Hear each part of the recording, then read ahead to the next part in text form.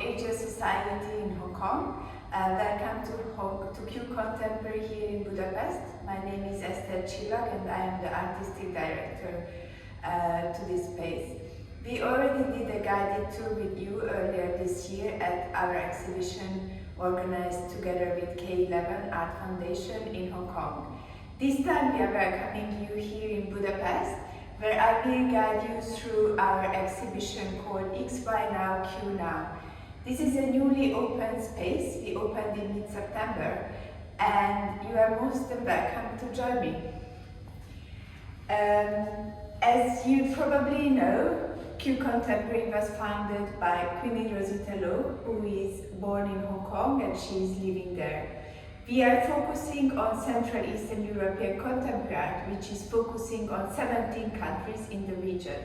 Here on this map, you can see with the black color the lines of these countries we are focusing on.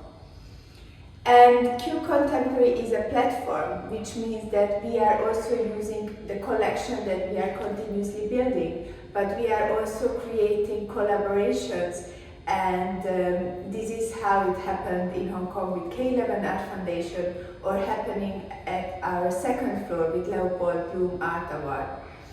This time, the first exhibition that we opened here is mainly relying on works from Q Contemporary collection, and the selection focuses on the XY generation. The X generation was born between 69 and 79, and the Y generation was born between 81 and 2000. Sociologists tend to describe these two generations in regard of their attitude to the technology. The X generation is usually described as immigrants because they do use technology, but it's not organically part of their life, while the Y generation is already described as natives. They grew up with all these technologies, and for them it's a totally natural part of their life. And these artists who we are going to see and their works in the next few minutes are from Central Eastern Europe and born in this part of these two generations. And we will see how they basically relate themselves to the West, how they work within their own countries. And this is how I would like to start with the first work, which is from the Bulgarian artist Kamen Steueno. He lives and works in Vienna, which is the first Western city or output for this region. And this is why, interestingly, for this XY generation, we will see that some of them studied or live in Vienna, while the younger generation are already moving further, for example, to Berlin or London or the US. Going back to Kamen Steueno, he created this neon piece which is saying, "Forget it, we can't afford this." This is something he heard at an auction where a woman was telling this sentence to her partner. And basically it absolutely describes the attitude of the people here, often without knowing the prices of contemporary art. They just think that they can't afford it, they are outsiders.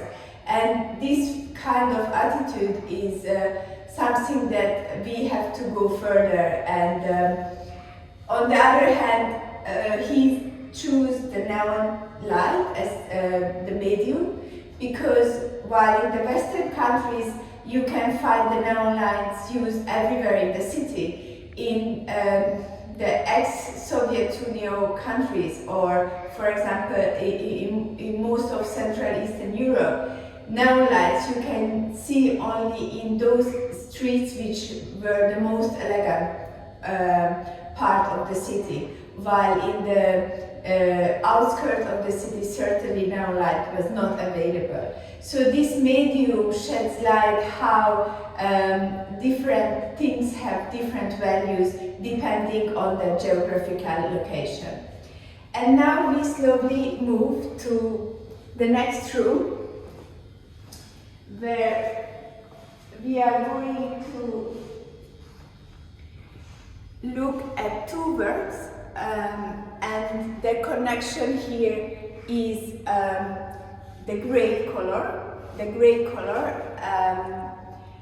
The exhibition curator is Monika Zsikla, our chief curator, and she decided to create this dialogue between these two works. Basically, here we can see Yakupalak, a Czech artist who is based in Prague, painting, who is vibrating between abstract and figurative. Basically, he is building up a figurative element by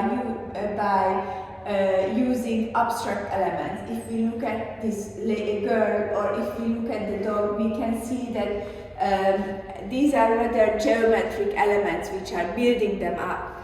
And what's interesting that he never arrives to the white and he never arrives to the black. He is remaining always within the gray color, and it is represented in a rather elegant way. And that is what is in total contrast with the other work here in this room, which is from the Romanian artist Serban Szabó. Serban Szabó is the first generation of Cluj school.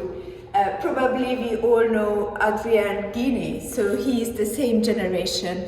And Serban Szabó is known for his figurative, small and medium scale painting. This is one of the small scale paintings where he is depicting this person in this yellow rain jacket going up on these stairs, which is bringing you nowhere, and basically even the stairs are going down into nowhere.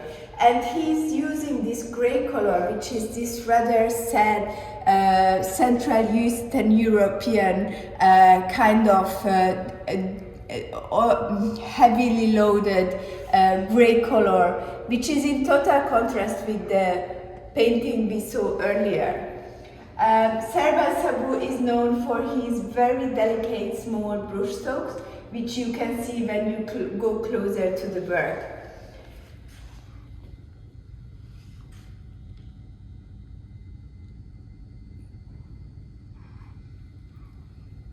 And now we can go to the next room, where we have 5 artists together.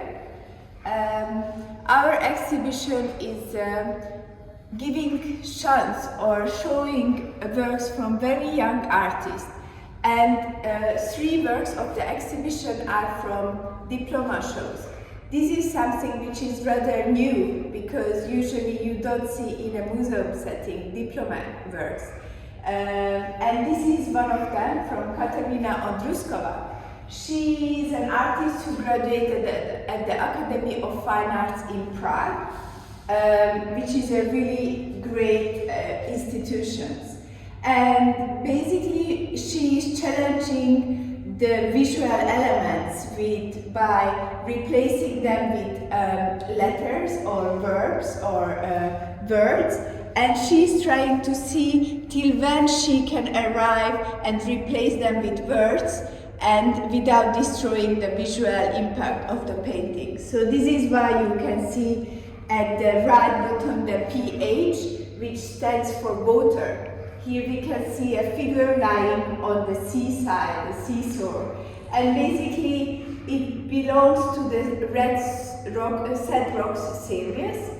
Here we can see rocks at the feet of the figure, and she here is relying on the attitude or the habit of people of collecting small stones when we travel and we are on the sea, and bringing them home. And basically she created this series where she tries to map the movement of these stones around the world. Another painting that I would like to show you is by the Ukrainian artist Artem Bologna. Those of you who saw the K11 Art Foundation Tracing the Fragments exhibition could see his works already. This work belonged to the Fireworks series, and it sheds light on the ambiguity or the contrast of the sound of the firework. When you are living in a peaceful situation, the firework stands for festive moments. But when there is something revolutionary going on, the same sound can stand for fear, and that is what we can see, this contrast. And how he is painting this firework is exuberant, because on one hand it's figurative, on the other, if you see the different elements, they are going into the abstractions. Basically, it takes a few months to create these works, and what's really interesting that in Ukraine the figurative painting has a huge tradition, and here he is able to rely on that figurative tradition which he learned at the academy, but he goes beyond by making this exaggerate way of practicing it. And now we go to the other artist, who is one of the youngest here at the exhibition, Tincuta Marin. She is from Cluj-Napoca. She is a young artist whose brushstroke is really not typical of the Cluj painters. And basically here on these two little small-sized painting, you can see Bigfoot, this yellow monster, who is basically the artist's alter ego, who is revisiting art historical moments. This means that Bigfoot is visiting still lifes or well-known old master paintings from Rembrandt and Rubens, or other altar pieces from the Renaissance. And it almost creates this fear of a young artist who is trying to make a negotiation with these big names which are ahead of her. And this Bigfoot invades these art historical spaces, and this is how she's trying to make this negotiation happen. Quickly, I would like to stop by Alin Bozbiciu. Also, his work was at Tracing the Fragments exhibition in Hong Kong, but this is a very larger piece, so it's very interesting to see the difference coming from a smaller format to a bigger one. We can see these El Greco style figures, which are almost recognizable but not totally, who are people from his personal life. They are his friends, his family, and basically he likes to take photos while walking on the street or staying with his friends. And from these elements he creates this collage that he puts together on this painting. And this perfectly reflects on his idea that real and unreal are blurring, there is no difference, everything can happen. And basically he is making this meeting among all these people which in reality didn't really happen. His brushstroke is really poetic and very free. So till now we saw three painters from the Cluj-Napoca in Romania, and we could see how different their paintings and their style are. And now we are going into the room where we have two women artists exhibiting. Both of them are very successful, and there is a long waiting list for their works, and it's really amazing to see international success of artists from this region. One of them is Klara Hosnadlova. She is from Prague. She graduated again at the Academy of Fine Arts in Prague, where her masters were pushing her to find the technique which is the closest to her. And this is how she found the embroidery. So if you come closer, you can see that this small piece is basically an embroidery. But how she does it, it's a rather long process, because basically she's setting up a situation, then she's taking photos of this setting, and then she selects details from these photos, which then she does in embroidery. The embroidery is done by herself, and she's also painting on the embroidery, so some of the colors happen with the paint itself. And then as the last move, she creates a frame for this embroidery. If some of you can remember, at Art Basel earlier this month, she had a huge installation of standing ice columns, and in the middle of these columns there were these embroideries. It was an amazing installation. And now we can go and see Carrestache, 2 sculptures and 1 drawing. I will stand in the middle so you can see the 2 works which are the preliminary works for her big project on which she is now working. She will represent, she's a Hungarian artist, born in '86, and she will represent Hungary at the Venice Biennale next year. And this news was announced last December, and since then she is basically working on that project full time. These 2 works are from 2020 and have some strong resemblance with those sculptures that she is creating for the Venice Biennale Pavilion. For example, this symbol of infinity, the eye, the water drops, which refers to the hydrofeminism, are parts or elements which we return very much in the Venice Biennale Pavilion. Basically, she studied painting at the Academy of Fine Arts in Hungary, but immediately after that she started to do sculptures which were made with ephemeral materials, for example cardboards or boxes of notebooks, and then textile and plastic and so on. And in 2016 she started to experiment with this polystyrol and basically gluing together these polystyrol layers. She creates a huge sculpture and with the knife then she carves out the shape that we can see. And at the end this is covered with mosaic. And these are the first sculptures where she also inserted industrial shelves, and she liked it so much that there will be a few of them, or much more than originally planned, at the Venice Biennale Pavilion.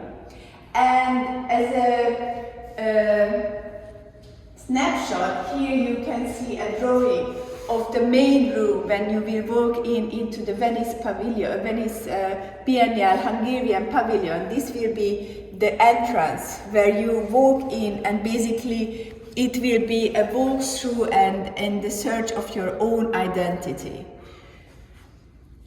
And now we are going to another room where we have a work from another diploma exhibition by Márton Nemes. Márton Nemes is a Hungarian artist but currently living between London and Hungary, Budapest. He studied at the Chelsea Academy of Fine Art, and these 2 works are his diploma pieces, which rely on that techno world that he was living in that moment. So part of the installation was also music, and you can see all these colors. As we know, the techno world has all those secret parties and secret agendas, and that is what he is very much identifying himself in these works. On the other hand, from a technical point of view, what happens here is that basically he is going from the painting towards the three-dimensional sculptures. He is trying to challenge the two-dimension and arrive to the three-dimension without leaving the two-dimension. And that is where we can see with these holes, for example, into the canvas. Or for example, here the frame it's curved behind, or it's cut. You can see, or even here the mirror again is cut.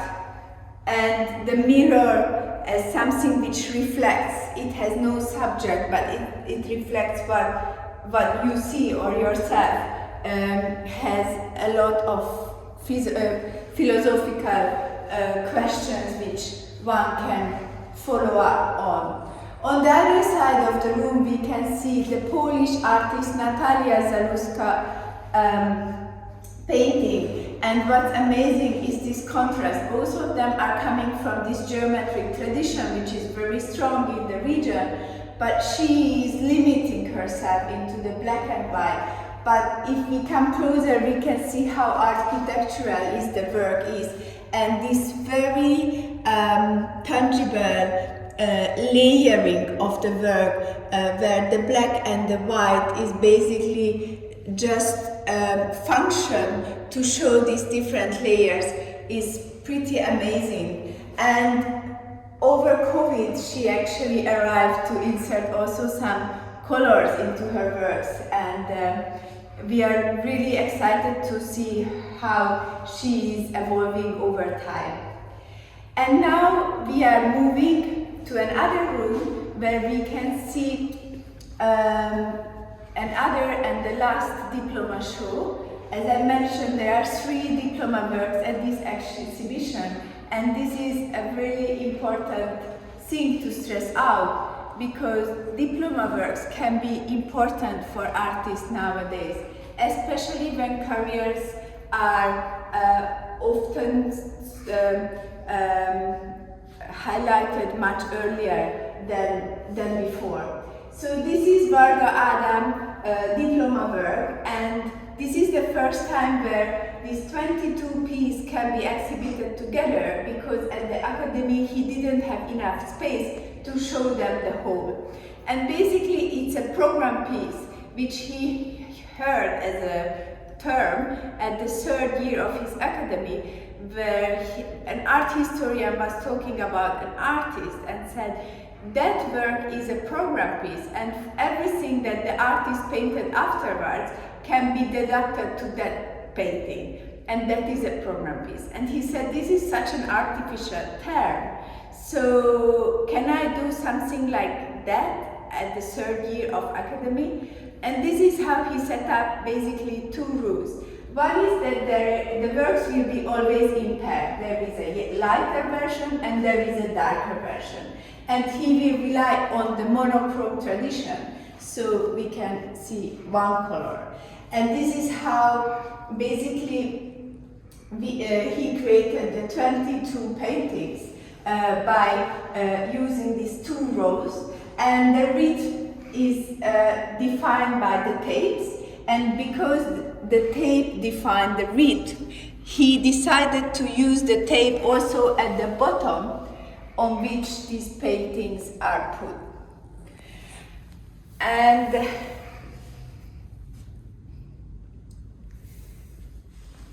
we have other 3 works from Szinyova Gergő, which I am showing you quickly because we are moving to our last room. But Szinyova Gergő's work is perfectly in conversation with Varga Adam, because he is relying very much on the monochrome tradition as well.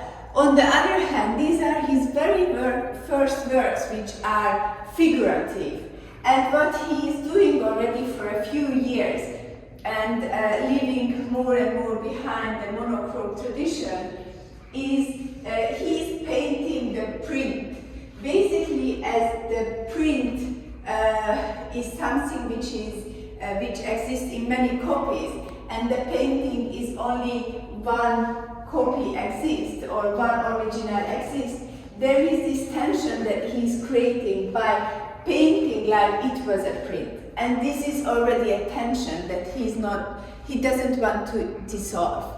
And talking to the artist, he said that this figure that walking on the canvas is basically representing all of us when we are in a moment to have to make a decision. And although we are surrounded by friends and families, there are always moments when the decision has to be made alone. And that moment of being alone, and that is what this figure represents. And now we can go into the last room, where we have 3 works, one from the Romanian artist from Timișoara, Mircea Popescu. He is basically blending the street art and pop art in this sculpture, which is very much reflecting on Brancusi, and we know that Brancusi was from Romania, so there is a huge tradition or looking back and referring back to his works, and that columns that Brancusi did is so much present in this work, although the style is so different. And the other work is a painting by the Albanian artist Gianty Corrini. What's interesting that although he is from Albania, he studied in Cluj-Napoca, where we, as already mentioned earlier, there is the Cluj school, and his style is very much typical to those that you can see in Cluj, where basically before the color dries, he is cleaning down or the color and creating this cangiante effect, where you can see that on the purple there is this like dirty yellow, very interesting. And as a concept, basically he is going back to the Albanian socialist architecture, where he is taking out the shapes and the colors, and from that he creates something new. And it's really interesting because on one hand he's embracing something that he's bringing from home or from his heritage. On the other hand, he's using this technique that he's learned somewhere else. And he is also known for his sculpture, so it's not only the painting that he practices. And the last work that closes this exhibition is by the Hungarian artist Szabó Szabolcs. He's based in London, and basically he is currently the most researched artist on Artsy, which is pretty amazing because he went to London to work as a waiter, and he became friend of Márton Nemes, the artist we saw with the two techno paintings earlier. And after finishing work, he went to visit Márton's studio very often, and he was making sketches on his notebook. And Márton said, "Why you are not doing it on a bigger scale and on canvas?" And he started to do that, and he started to put it on Instagram, and so on, and the domino effect started, and basically through Instagram he became a little star. He started to have an exhibition, and everything was sold out, and by now there is a huge queue waiting for his works. And for the Hungarian audience is rather interesting because basically what he is using, these are puppets from the kids' books on which we grew up. So it's we all know all these figures that he is using. And this painting is called Colombian. It's a market near where he is living in London, and he goes often here with his girlfriend to buy flowers, so that is what we can see. And it's very interesting because nowadays there is this very big trend of figurative, very easily understandable art. which most of the time is explained with this COVID, that people really want to see something that it doesn't make them think too much. They just can look at the work and enjoy. So this was our last work at the exhibition. Thank you so much for your attention, and have a nice day.